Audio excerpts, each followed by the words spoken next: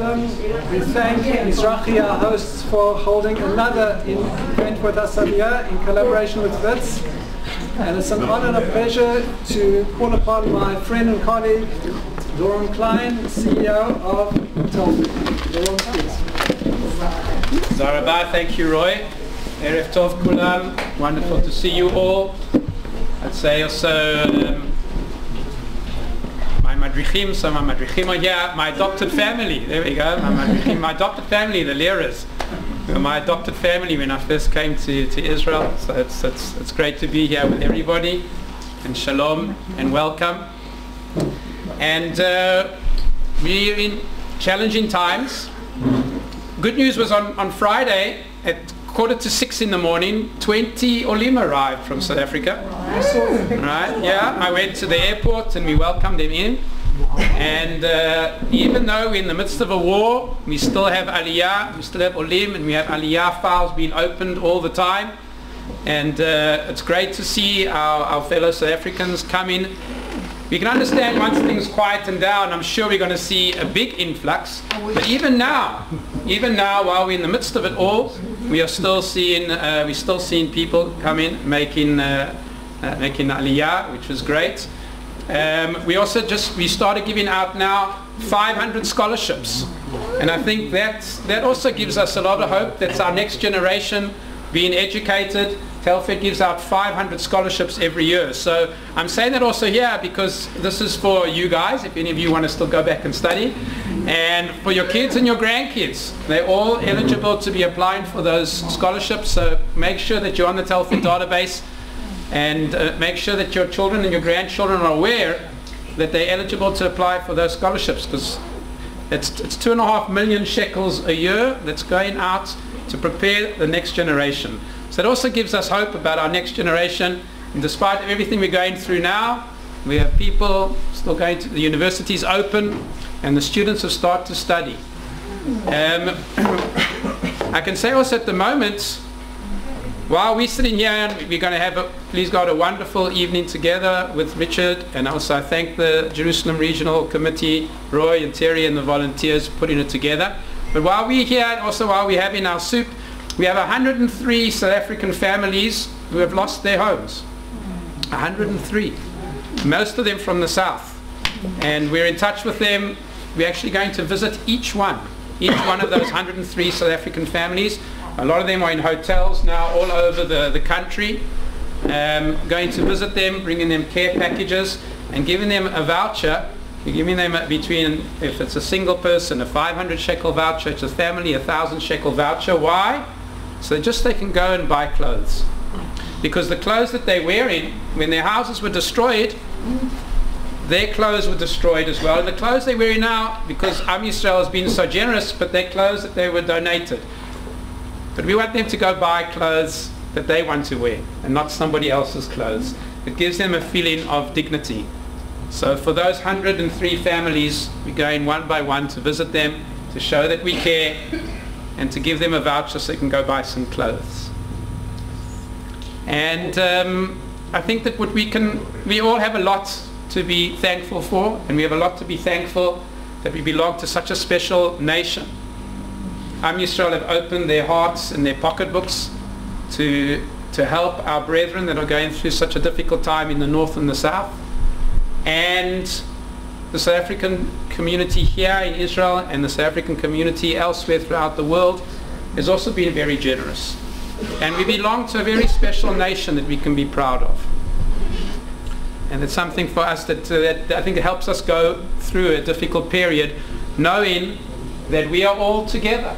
That we're all together in this, and each one of us is trying our best to make the situation better. And that's part of us coming together tonight.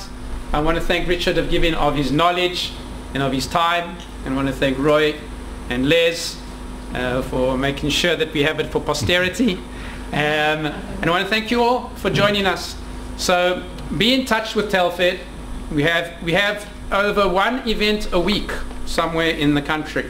In 2023, we had 83 events, right? So more than one event a week.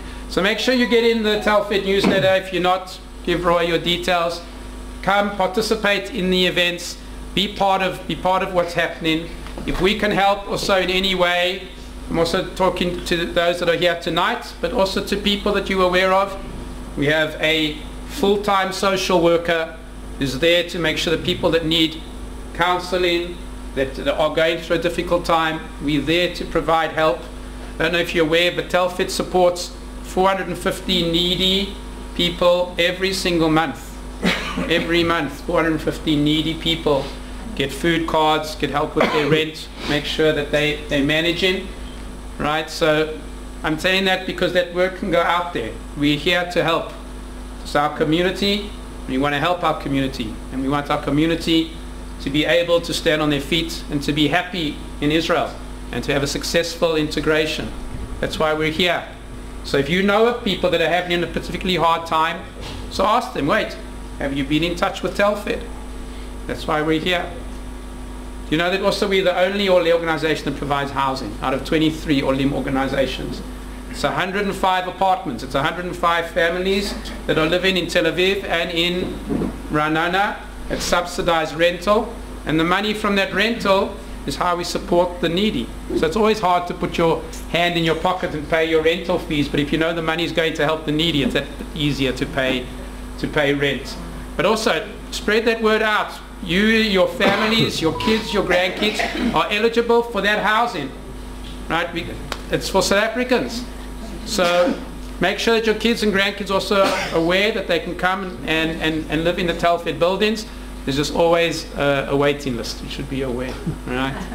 And if you're on Facebook, if you're on Instagram, go in there, like the Telfed page, be involved, keep in touch, and just be part of this wonderful community that we are. The community of Southern Africans in Israel. We have so much to give to the state of Israel. We have given so much in the past. We've done so much to make Israel a better place, and we still have so much to give working together. So on behalf of Telfed, I want to thank you all for coming. I want to thank Roy and his team. I want to thank Richard. I want to thank all of you. Have a wonderful evening together. I have to apologize. I don't know if any of you remember Rabbi David Greenberger. He was a teacher at Yeshiva College. Yeah. Fortunately, he passed away. I need to go to the family to go do Nichum Avelim. So I'm sorry that I won't be able to stay for the evening. But I wish you all a wonderful evening, an evening of coming together, an evening of inspiration, which no doubt it will be. And I thank you very much for joining us. Toda Rabba.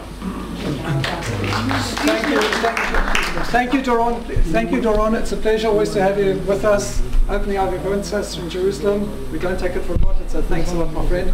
It's an honor and pleasure to call my dear colleague and friend to represent Wits Alumni. Les, please.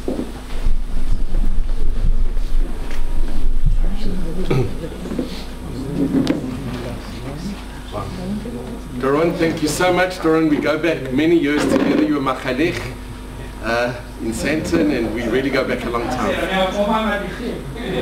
But I would really like to take this opportunity to thank World Mizrachi for hosting us tonight, and Telfed. I've been doing the Wits for the last 10 years. We do it voluntary, and we've had all our events together with Telfed. And when they asked me to if I would do the Wits Alumni in Israel, so I was very fortunate. When I went to dental school, I was very well accepted with the kippah on. I wasn't the first, but they changed the exam, I think for my brother and for me. I was the only one in the class, and I had really karasatov. I really appreciate what they did for me, and I have tremendous positive memories about Wits. So when Peter Mayer, the head of the Wits Alumni, asked if I would do it in Israel, I said I'd do it voluntary. And it's been an incredible journey, and we've had amazing events through the years.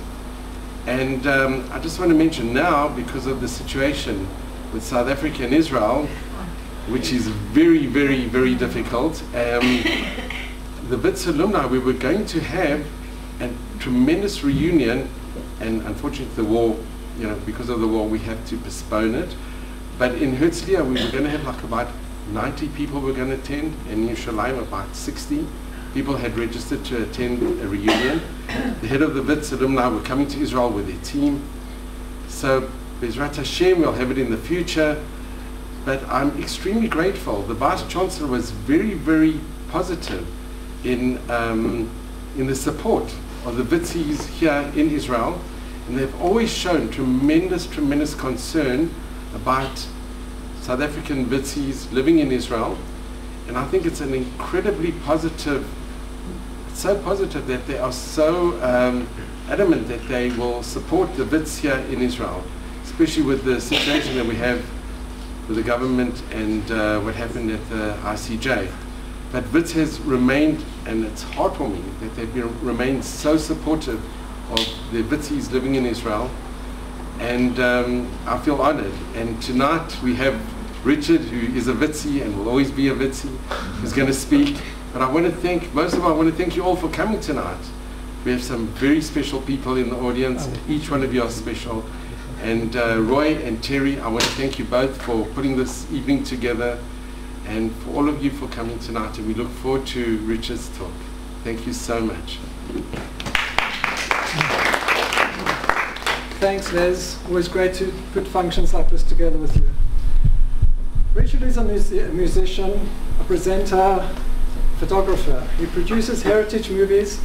He's widely acclaimed, published poetry, and he authors on a diverse range of topics. He loves to tell stories, and I think people love hearing his stories, because when Richard tells a story, everybody's on the floor laughing. That's what Richard does. But who is Richard? Richard is humble. He's a mensch. He goes out of his way to help anybody, any person at any time, caring for humanity at large. And that brings him up to the level that he's a proponent for taking care of the global environment. He's a champion at that. Richard, it's an honor and a privilege, my dear friend, to call you to give us a great, inspiring presentation.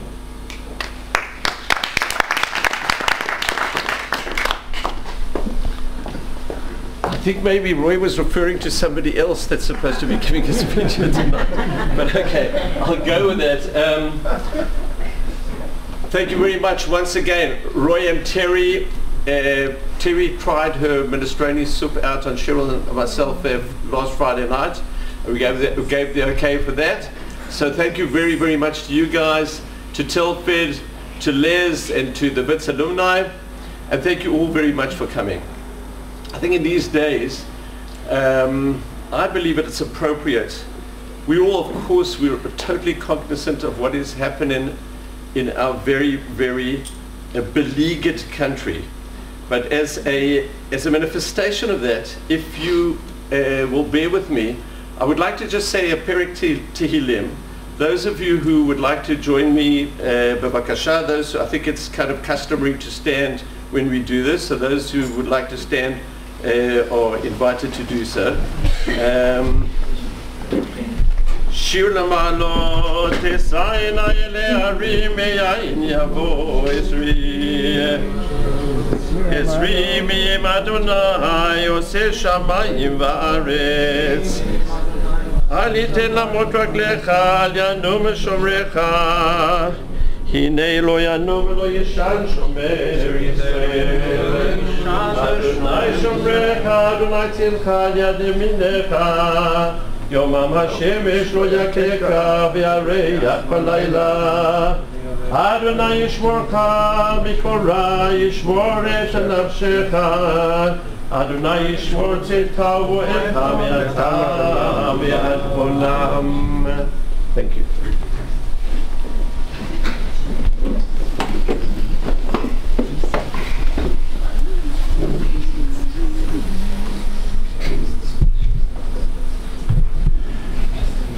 Just as they did throughout the country at 7 o'clock on Simchat Torah, that terrible 7th of October, so the siren sounded out in Beersheba. And in one apartment block lived 3 siblings, 3 out of 7 siblings. The one sister amongst the 7, Shifra Slotki, her older brother Noam, with his wife Adi and their 1-year-old son Neta Abraham, and their 24-year-old brother Yishai, who was a twin with another brother Yonatan, with his wife Avia, and their 2-month-old daughter, which every time I think of her name, it gives me the chills, Be'eri Shahar. Oh my God. And when the sirens went off, they gathered in the stairwell of the apartment block. And there they found out from neighbors that there was a catastrophe going on in the Otef. And that the army, we all knew it, was completely unprepared. And fellow Jews were being murdered. And that it was going to take a long time, hours upon hours, for the army to mobilize and get troops in to the Otef. So, and to tell the story of that day from the vantage point of the Slotkis would take this whole evening. But just to summarize, Yishai and Noam did what was in their nature and in their nurture. They left their families, they took their personal small arm, and they drove southwest to the Otef. And they found their way to the entrance to Kibbutz Alumim. And there, over a period of about approximately 40 minutes, they acted to save Jewish life. That day at Alumim, 16 Thai workers were killed, 6 were injured, and 8 were taken captive. 1 other soldier besides the 2 Slotki boys were killed, and 500 kibbutz members were saved at Alumim that day by their action at the gate of Alumim. Later that night, their oldest brother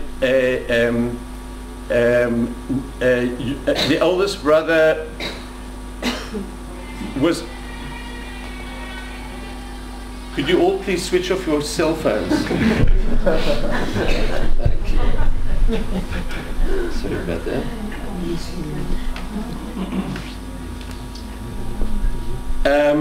Who was with his family at Emek Hefer that day, when he heard that his brothers were last located by phone at the gate to Alumim, drove down, forced his way through Israeli army roadblocks, and in the darkness of night, with just his cell phone, went looking for his brothers. I think that we would all agree, it's a no-brainer, that these 3 boys acted with incredible heroism that day.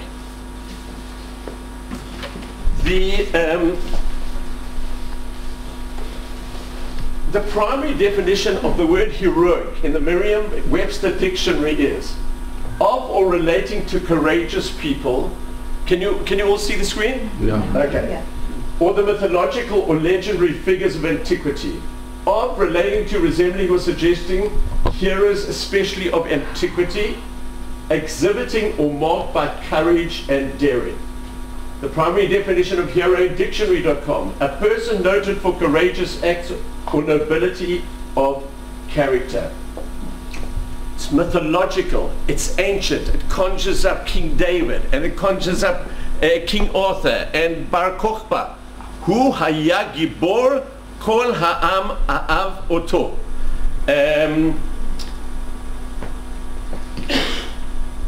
I'm now going to play you a song.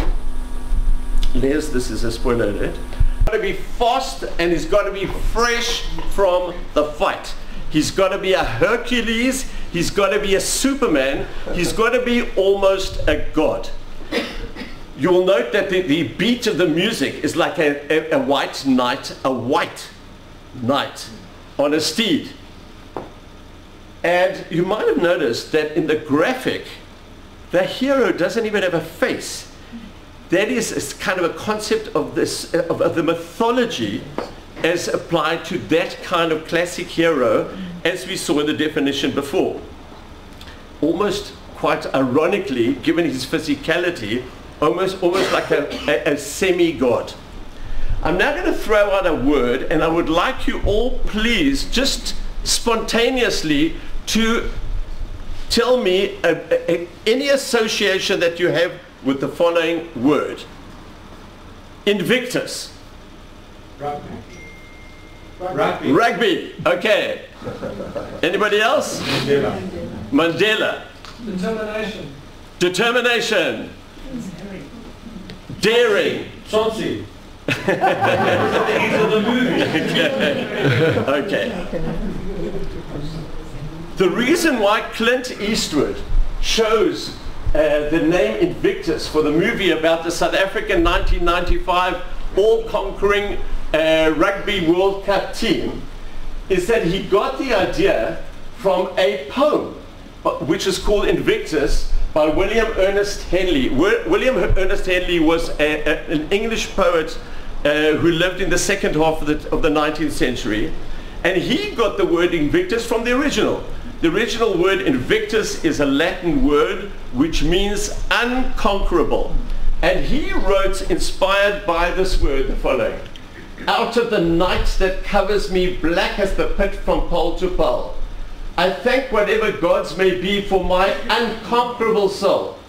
In the fell clutch of circumstance I have not winced nor cried aloud. Under the bludgeonings of chance my head is bloody but unbowed.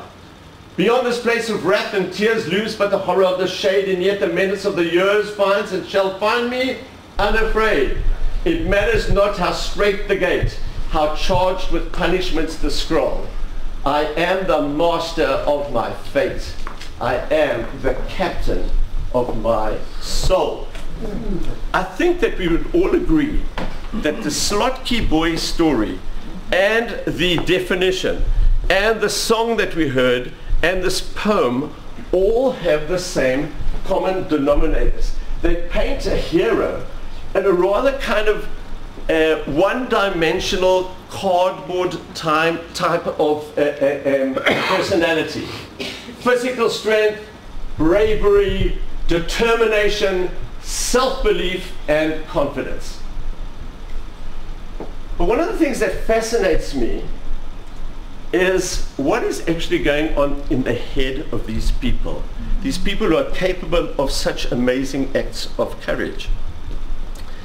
Some of you have been to one of my previous lectures on the South African connection with Gush Etzion will remember that I spoke about two South African young Olim from Bnei Akiva who came to Israel in the 1940s and fell in the Battle of Kfar Etzion.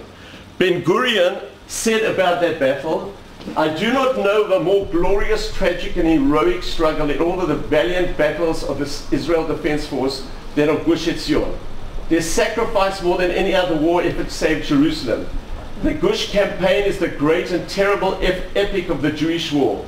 If a Hebrew Jerusalem exists, the gratitude of Jewish history goes first and foremost to the fighters of Gush Etzion. Those two South African boys that fell in the final battle of Kfar Etzion were Yecheskel Chatzi Berenovitz and Tzvi Harry Lipschitz.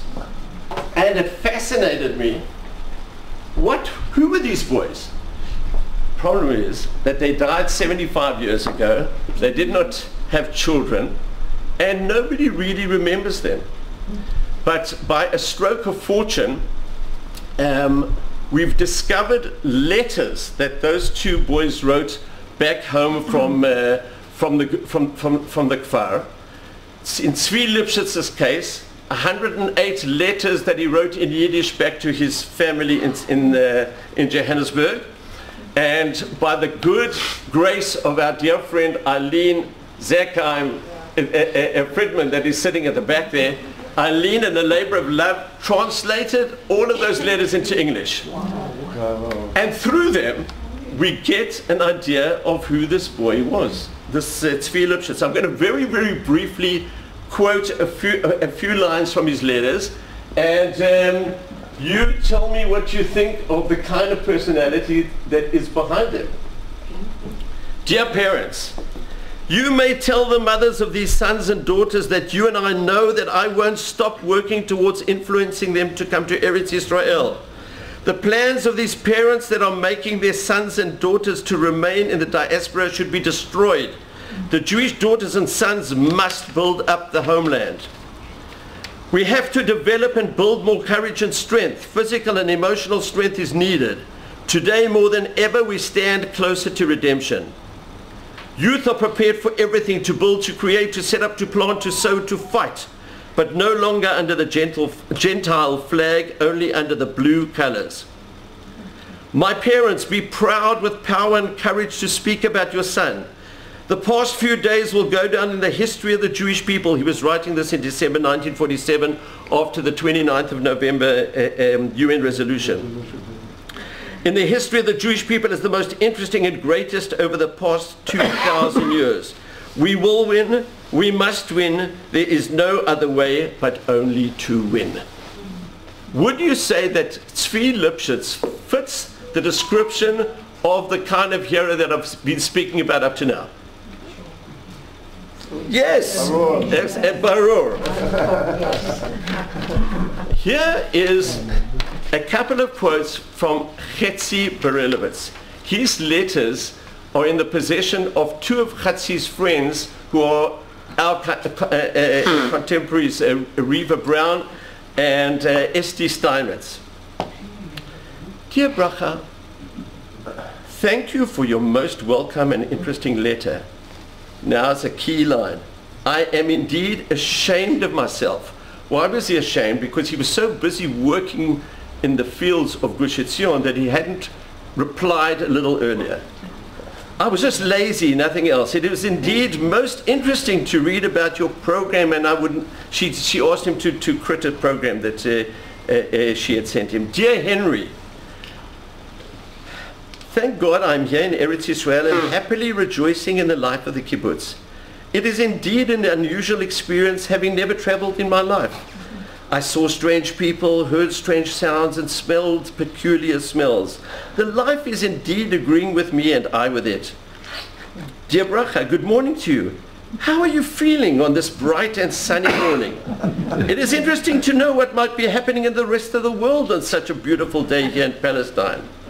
Although to the world at large we may seem like an insignificant number of cranky idealists out to live a communal village life in a capitalist environment, it is not so insignificant. Would you say that Chetzi Berelowitz fits into the mold of the hero as we have spoken about until now? Anybody? No. This is a gentle, self-deprecating, unsure human being. Okay?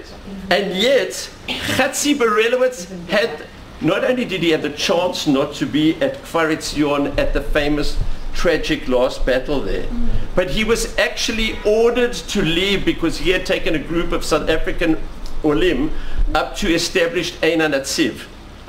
But he, Chetzi Berelowitz, that same self-deprecating man, wrote that he could not leave the Kfar Etzion. He could not leave Kfar Etzion at this moment of siege and difficulty, and he died a hero's death in that final battle.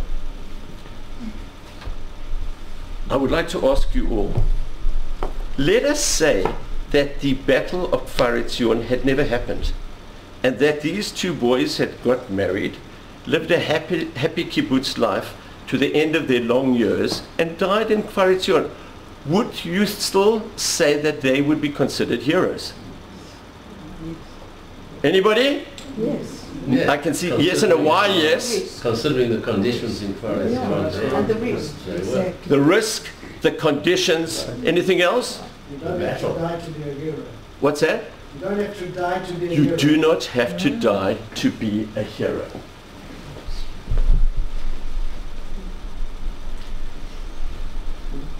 The ancillary definitions in those two definitions that I quoted about before are the following. Definition of heroic, the third definition is somebody who is supremely noble or self-sacrificing. And of a hero in dictionary.com, a person who in the opinion of others has special achievements, abilities, or personal qualities that is regarded as a role model or ideal. I actually have a problem with that last definition, in that I don't think the or is the right word. It should be and. To be a hero, you have to have abilities and achievements, because just to have the abilities on their own doesn't make you a hero. In fact,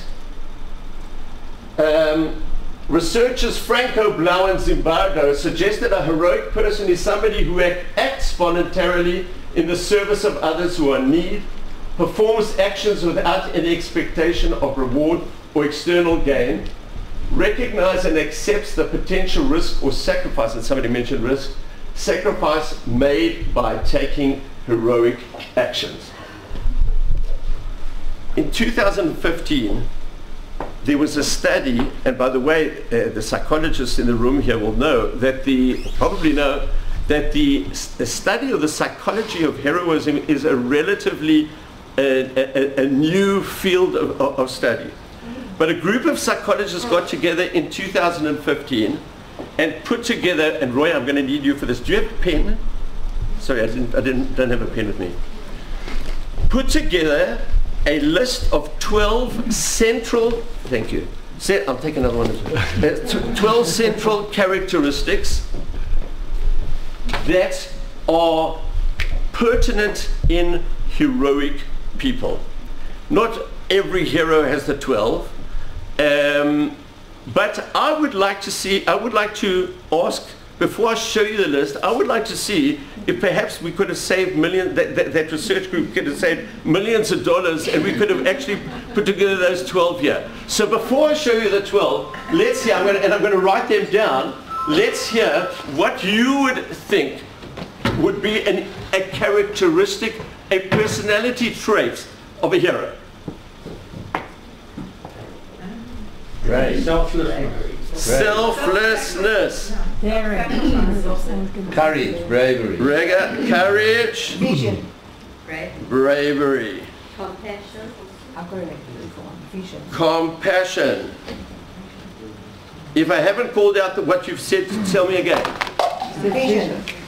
Vision. Okay? Determination.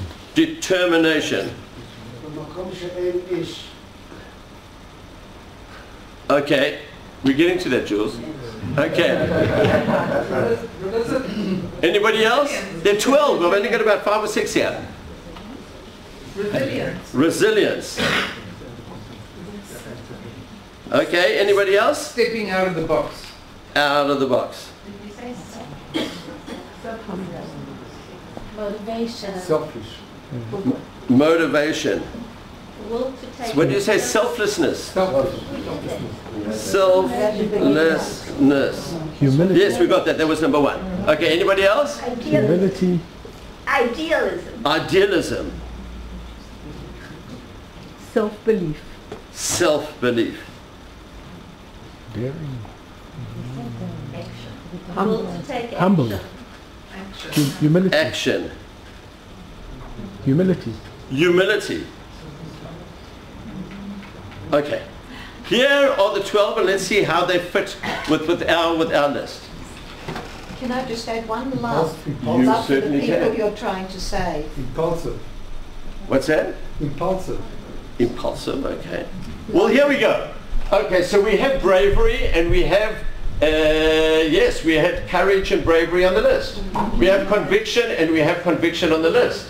We have determination, absolutely on the list. We have helpful, well, that kind of could fit into something here. I guess that could be a motivation. That's inspirational. Moral integrity, that could kind of fit into the humility kind of box. Protective self-sacrifice, that was on the list. Selflessness, that was absolutely on the list. And strength. But folks, I have a problem with this list.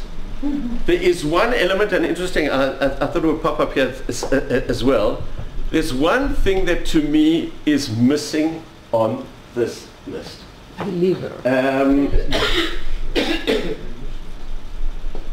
in another study, and you can see the names of the authors of the study, they suggest that heroes have a knack for being able to see things from the perspective of others.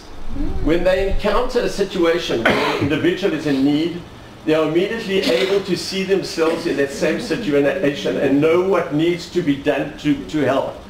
To be put to, in a nutshell, to walk in another person's shoes, and to make it into a even smaller nutshell, it is the aspect of empathy. I think that empathy is as a starting point the base element for heroism. It doesn't necessarily have to be the base element for bravery or courage, okay? Because you can be motivated in other ways to bravery and courage. But for heroism, which is helping other people in need, without empathy, certainly in a Jewish sense, one cannot be, to my mind, a hero. And if we're looking for an example of an empathetic hero, here is somebody who I think we will all agree fits that description. This lady, whose name is unknown to me or to us, as you can see, she's dressed as a nurse. She's a nurse. Okay. There are two types of heroism. The one is the one-time type of heroism where somebody sees somebody immediately in danger and jumps in to help. But there are also people who by nature and by nurture, as I mentioned before, design their entire lives to live heroic lives. They will study for years and years and years to take action on their empathy. Nursing is the prime example. Can anybody think of any other professions that fit into that category? What is that? Teaching. Teaching. Okay. Anybody else? Excuse me? Social workers. Absolutely. Anybody else? Anyone medical. Anybody in the medical practice. Okay. Firefighters. Firefighters. Absolutely. Okay. These are people that by design live heroic lives. I would like you to listen to and listen carefully to the monologue of this nurse. She has taken a break from, she's been in the COVID ward in New York, in a hospital in New York for 3 days. And I want you to try and listen carefully to where her pain resides.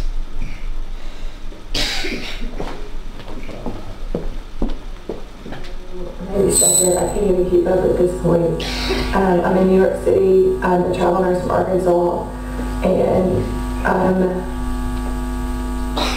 having a really hard time for sure. I decided to come to the bathroom and just let it out a little bit. I'm going to stop in the middle because there's a few things that I just want you to take note of. This is an anti-hero by the first definition. The fact that she's crying is something that those first heroes would never ever do. Okay?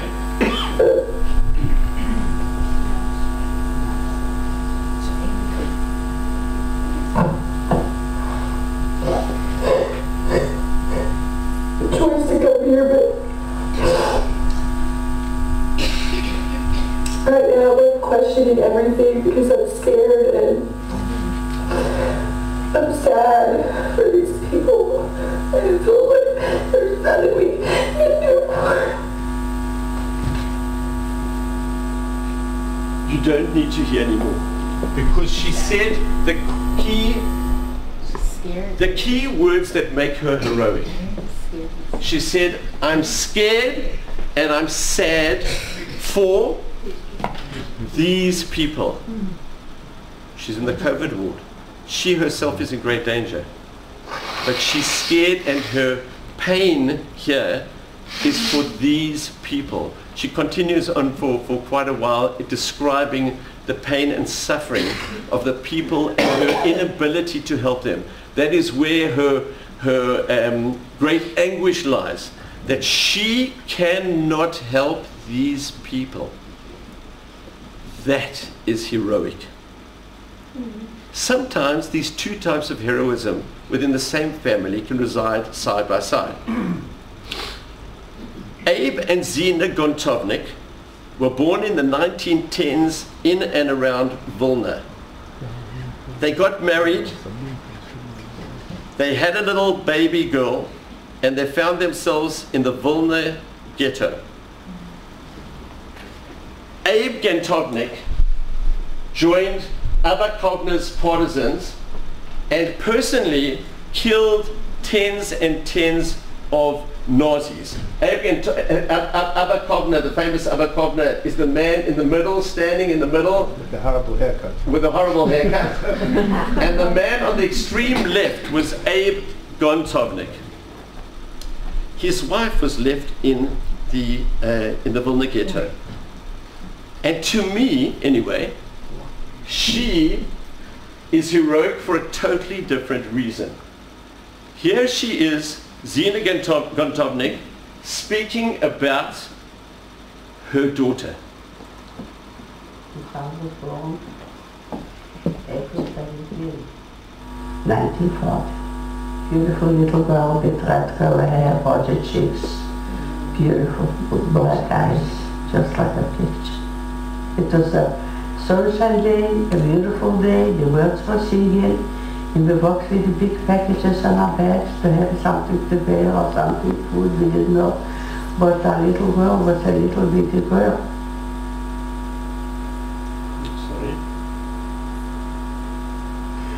With the big packages on our bags to have something to wear or something, food, we didn't know. But our little girl was a little bitty girl, so I had a buggy for her, another stroller, a buggy, and I put in a lot of stuff over there. And this is the way we went together.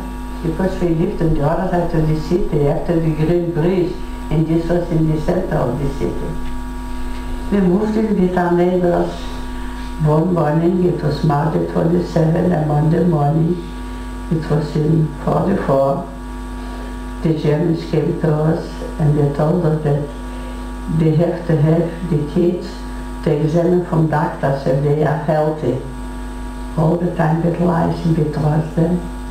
And we dress them still in the things, the best of what we had, and we took them over there and we put them on big trucks. And we want to go with them, and the Germans fight us. And they say, you are so young, you can work for us. And they took the kids to Auschwitz. And after the liberation, some people who have survived Auschwitz, they came in this first person camp where we were.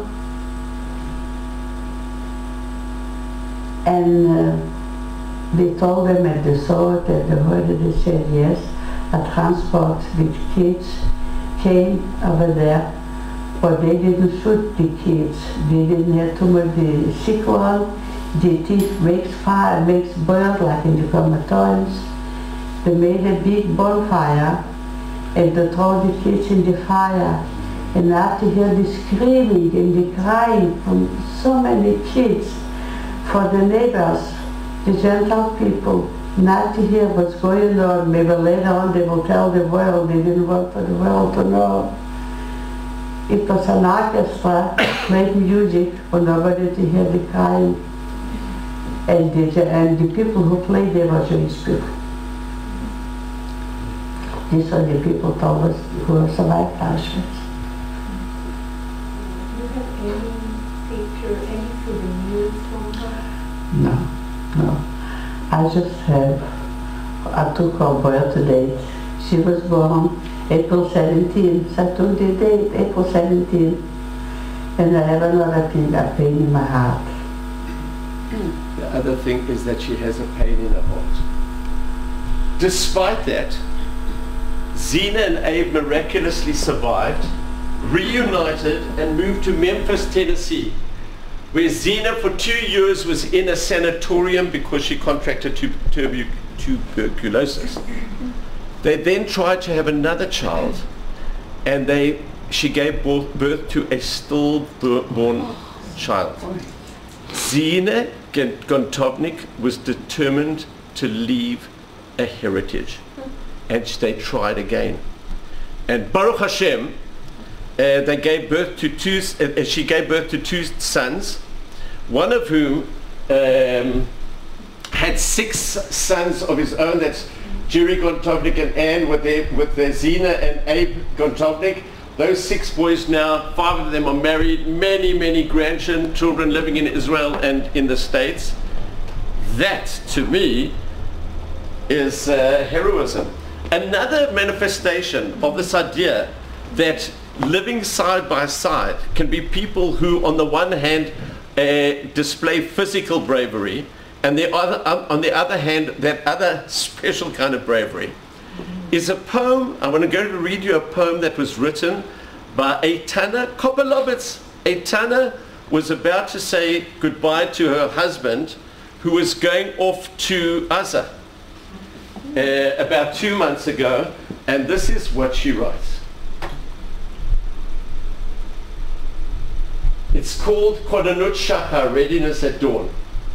He gets ready to leave the house. I get ready to hold the house together. He gets ready to sleep on the floor. I get ready to sleep alone. He gets ready to hold his gun. I get ready to hold the baby. He gets ready to quickly change his ammunition clip. I get ready to change diapers. He gets ready to be far away, to miss us, to do the things that need to be done to protect us. Gets ready to leave us and to say goodbye. I get ready to cry quietly in the bathroom because it's much harder to say goodbye. So we've seen up to now heroism on the battlefield, and we've seen heroism by physical and emotional, overcoming physical and emotional sorrows. Okay, but can a person also be a hero just by sitting in his comfortable study and making a video clip? And here is the answer to that. Here is a man who is speaking in a country which, to say things like this, are very dangerous.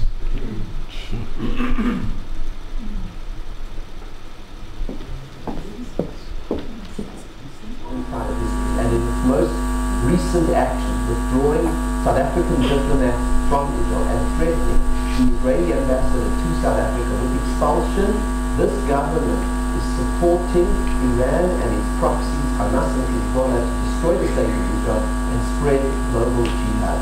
My name is Warren Goldstein. I'm South Africa's chief rabbi. We have to make our voices heard because this government's deplorable support for Iran and its proxies to destroy the Jewish state is part of a pattern of behavior. This government, this ANC government, has turned its back on the values of the Bible and it is bringing curse upon South Africa. And I use that word with intent. We know what those values are. Thou shalt not murder. In this country, 27,000 people a year are murdered. That dwarfs the civilian casualties even on the worst estimations of what is happening in Gaza. 27,000 people. Thou shalt not murder. This government has presided over that. Thou shalt not steal. This government has presided over state capture, and since then there has not been one serious, credible conviction of anybody, and no one even been prosecuted except the political opponent of the president. Thou shalt not steal. The Zondo Commission has implicated countless members of the ANC and the ruling party of this government, and what is happening? They're still in office. No prosecution, no investigation. Thou shalt not steal. But I'm hopeful because I know that we are a nation of heroes. My friend Wolfie Solomon, who lives quite near Rabbi Goldstein, says that Rabbi Goldstein, whenever he walks around outside, he has one bodyguard, and he reckons that's mamash not enough. Okay, to speak like that is, even by sitting in a chair and speaking, to my mind, heroic. But I want to pick up on something that he said here. He said, we are, is referring to South Africans, we are a nation of heroes.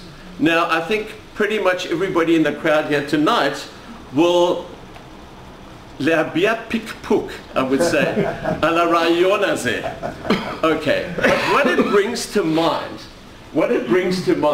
is that in terms of nationhood and heroes is the same kind of person, a hero from one nation to another nation, from one ethnic group to another ethnic group, from one religious group to another religious group? Or are there different characteristics that apply to heroes in each one of them? And I think the key to that is that same definition that we visited before. A person who in the opinion of others has special achievements, etc., and is regarded as a role model or ideal. And that means that you pick your heroes by your ideals. And if there's any example as stark as this, as to the difference in what people perceive as their heroes, we need go no further than the current terrible, terrible situation that we are in Israel right now. I'm going to play you, well, before I do that, what in fact is the ethos of a Jewish hero? And if we want to try and explore that, I think we need go no further than the greatest Jew who I would imagine that we would all agree ever lived, Moshe Rabbeinu. There's a concept in Chassidut that says that if you want to know the overriding personality trait of any person, any human being, and specifically in the Tanakh, any of the characters in the Tanakh, look to see, and this of course applies sometimes but not all the time, but look to see what is the very first either action or words or thoughts of that person as a cognitive human being. Moshe Rabbeinu, okay, besides crying as a baby, what was, and that by the way does call to call something to mind, but we'll get to that in a moment. What was the first thing that Moshe Rabbeinu that we know about, that we read in the Torah? Harag et ha-Mitzri. Harag et ha-Mitzri. Okay, Hu harag et ha-Mitzri. The first thing they did was a very, very heroic thing. And Effie, please confirm that I did not plant you here in the audience to say that. I confirm that. Okay, thank you. Okay. ויצא אל אחיו וירא בסבלותם וירא איש מצרי מכה איש עברי מאחיו ויפן כה וכה וירא כי אין איש וירא כי אין איש. There we have where we come to Jules.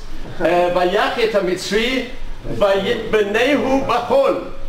He saw his fellow Jew being persecuted and whipped by the Mitzri, and in a heroic fashion, in a physical act of bravery, he killed the Mitzri. But hold on a second.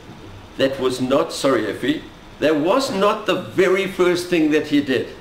The very first thing that he did, before that he makah et ha-Ivri, et ha-Mitzri, vayetze el echav vayar besablutam. Before he acted physically, he went out to his brothers. He stepped out of his comfort zone. He went out to his brothers. Vayar besablutam.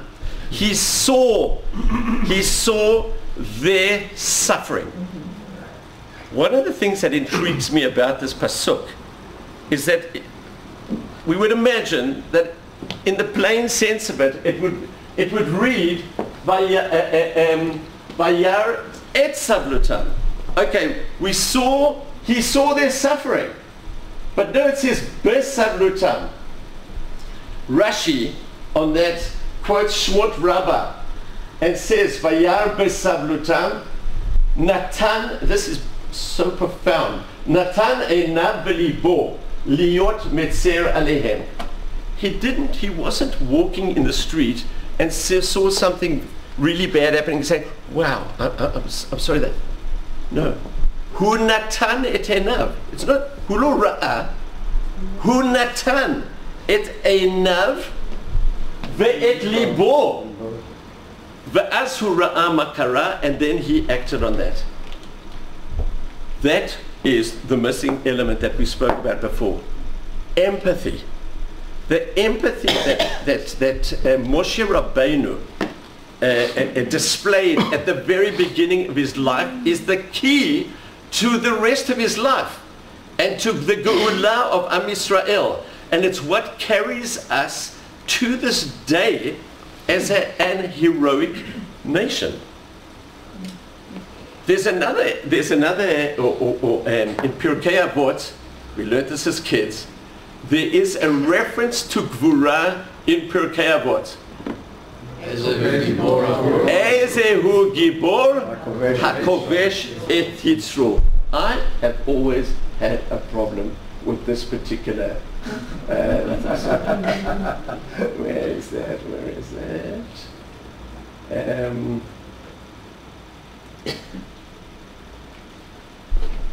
Shneimar, Tov Erech Hapayim Gibor u'Moshe Berucho Miloked Ir.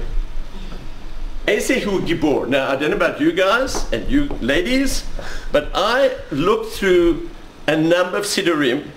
I looked at a number of websites for the translation of this Mishnah. And they all translated Ezehu Gibor that I would automatically, certainly in our modern translation, would call who is a hero. Gvura is heroism. But they all talk about who is strong, who is mighty. And that is, I think, the key that Ben Zuma's corollary to the statements. What does he bring as as an explanation of HaKovesh Yitzro? He who subdues his inclination, he that is slow to anger is better than the mighty. It's interesting that he makes this comparison between anger and strength. And he's saying the person who's really strong if you control your inclination to fight back at somebody who has done you wrong. But when I come to these things, when I say these things, I preface them by saying, do not try this at home. I would like to give my own little interpretation without contradicting Ben Zuma, because if I translate Ezehu Gibor, who is a hero, hu kovesh et Yitzro, aval eze Yitzro hu kovesh. We're talking about a person who walks in the streets and sees somebody who's fallen down, or sees somebody in need, or we see something on the internet that we should take action on. And we are sympathetic to it. But our inclination is, well, you know, I'm busy today. Well, there's somebody else who can do it. Well, I'm not the right person for the job. And we walk on. That yetzer that I believe is pertinent to this is apathy. And when we think of Moshe Rabbeinu, he combined the empathy with action. We have empathy with sympathy, but to be a real Jewish Gibor, you have to act on it. To see the stark difference between our concept of heroism and our savage adversary's concept of heroism, I'm going to play you two clips towards the end of this presentation. The first one is harrowing. It's a listener advisement. I've chosen something that's just audio. Those who are sensitive, please block your ears. Or if there's anybody that refuses me to allow me to play this, I will also respect that.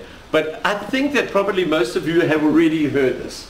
This is the concept, the Hamas/Palestinian/Islam idea of Gvura.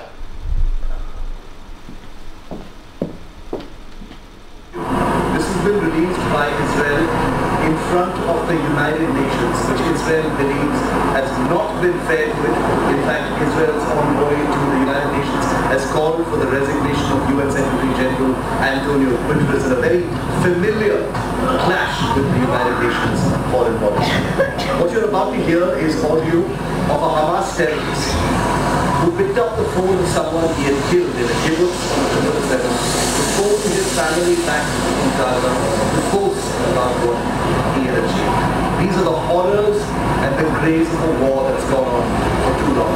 Viewer discretion as you watch this war.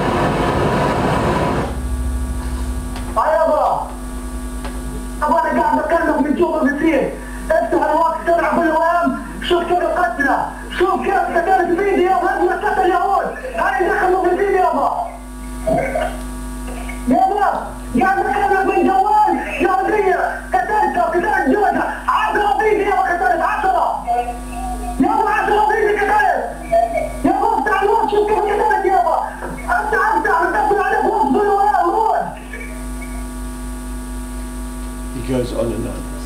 He's phoning, I think many would agree that the people that you really want to impress the most in your life is your parents. Okay? You want them to be proud of you. You want them to know that you are a hero. That is the conception of heroism on the other side.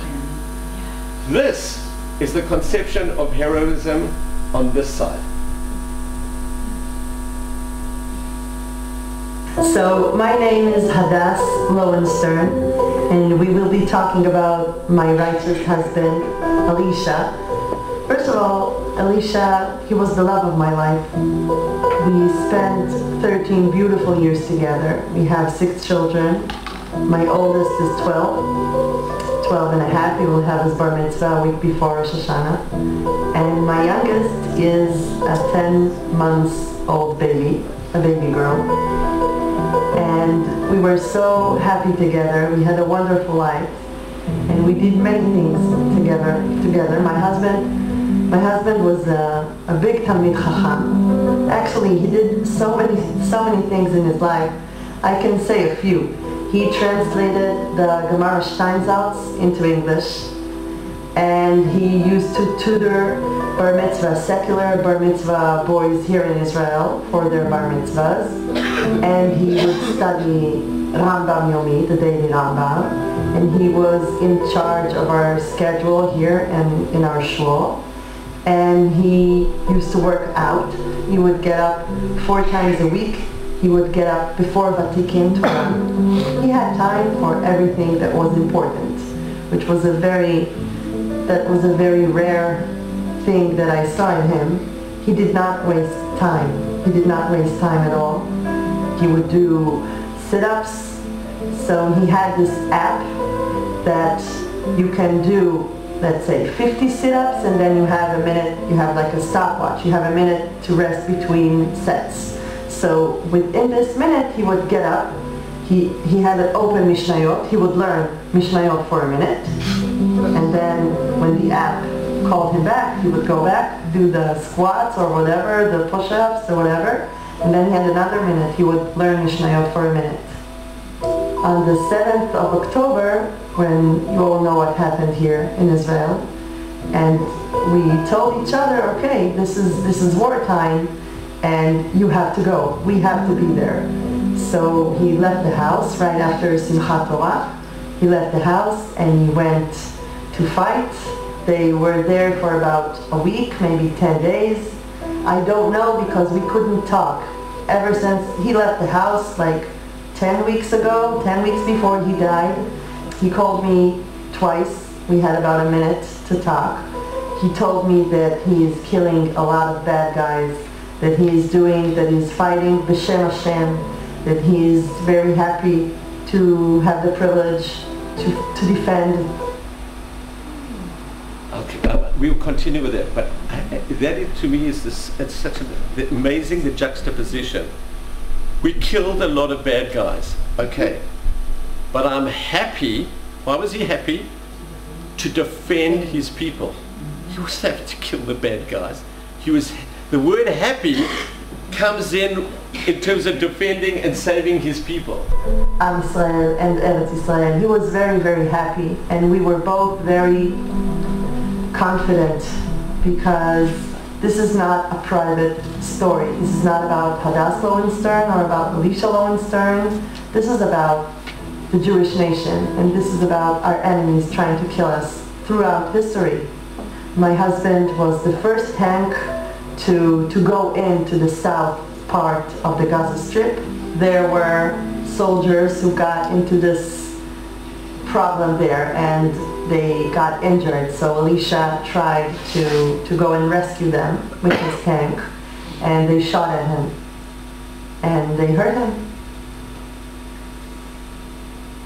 Talking about his death is so shuli in my eyes, because he only died once, but he lived every day. So telling you how my husband died, he died. Hashem decided that my husband will die. That's Hashem's decision. I can't change it. But I am alive, and my 6 kids are alive. And this is our plan. We plan on living such a wonderful life that the bad guys will never be zoche to live. We will live here in Eretz Israel, and we will study Torah, and we will lekayem mitzvot, and we will be a happy Jewish family. And this is the true victory in my eyes. In our watches, there is a time difference. Right here in Israel, the time is whatever, and you have time differences with us. But in our hearts, there are no time differences, and we love you so much, and we feel you. We feel you davening for us. We feel you praying for us. We feel you not speaking Lashon Hara for us, and we feel you having the best time with your kids for us. And that, folks, is the difference between heroism and heroism, between a cult of hate and death and a culture of love and life.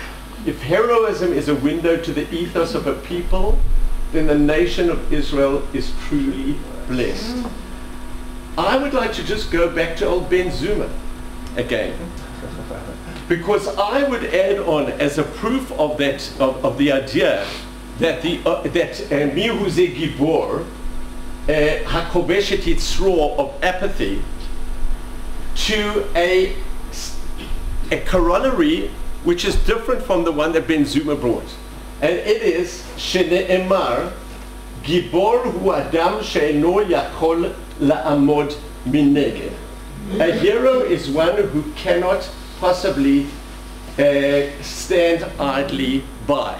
Now, many of you are probably thinking, hold on a second, where have I heard that before? Is it from the Mishnah? Is it from the Torah? Is it from the Tanakh? Is it from some other source? Seinfeld. Not Seinfeld. No, it's not even from that great... Okay.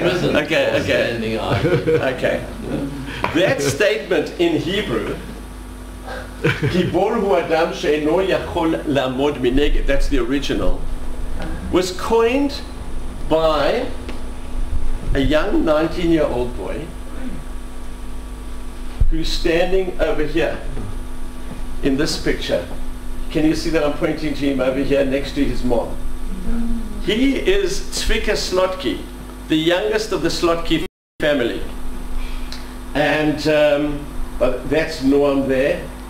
And this is actually at Yishai's wedding.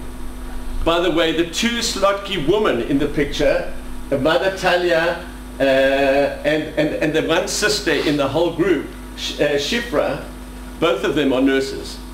And Rabbi Slotki, the father, is the most outstanding human being, and amongst others, but he's still doing Miluim. He's recently been assigned to a different assignment. Up to now, he's been part of the group in the Rabbanut that identifies bodies and brings them to burial. And he's now been his tafkid has now been changed to go and speak and comfort bereaved families. Anybody can be a hero, that is it. But Tzvika wanted to memorialize his two brothers in a special way. So he designed a bookmark. And he said, and he was thinking of something, what could this bookmark say about his brothers? Gibor hu adam she'eno yachol la'amod mineged. These bookmarks, and everybody is welcome to take one of these bookmarks with you home tonight.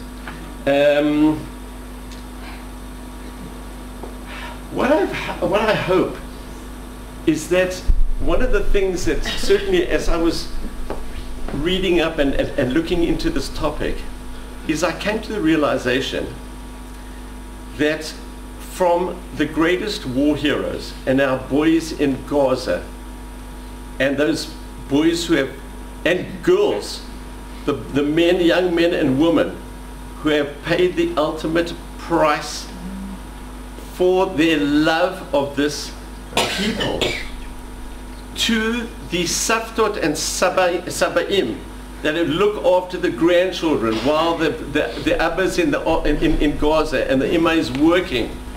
Every single person in this room and in our great nation is capable of heroism.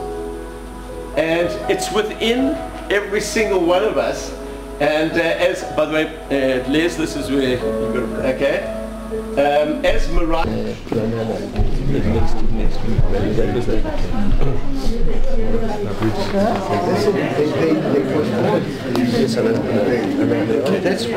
Richard, there really are no words to thank you.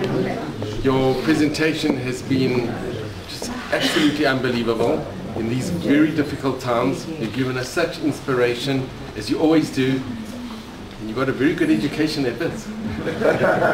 So this is just a small token of our appreciation, and you can wear this very proudly. Thank you Thank you very much. We so appreciate it. Thank you so much. Folks, thank you very much for being here. Look after yourselves. Take care. Okay.